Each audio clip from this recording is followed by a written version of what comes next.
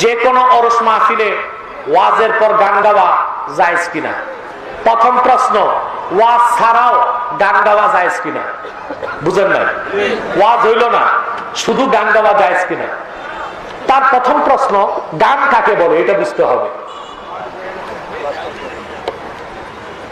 কাওয়াইদুল ফিকহ ফাতাওয়ার কিতাব কাওয়াইদুল ফিকহ, মুফতিরা এটা পড়ে, মুফতিরা। আমিনুল হাসান মুজাদ্দিদ লিখেছেন, বাদ্যযন্ত্রের সাথে যেই কোনো সঙ্গীত সংলাপ কথা তাকেই বলা হয় গান।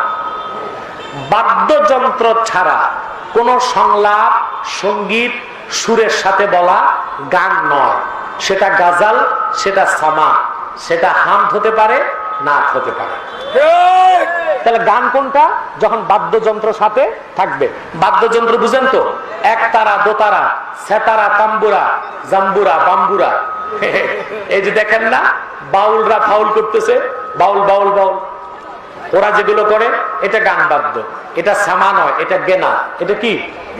আর বাদ্যযন্ত্র ছাড়া যদি সঙ্গীত হয় সেটাকে বলা হয় সামা। কি বলা হয়? সামা। গান বাদ্য, বাদ্যযন্ত্রের সাথে গান বাদ্য সর্বাবস্থায় হারাম, হারাম, হারাম।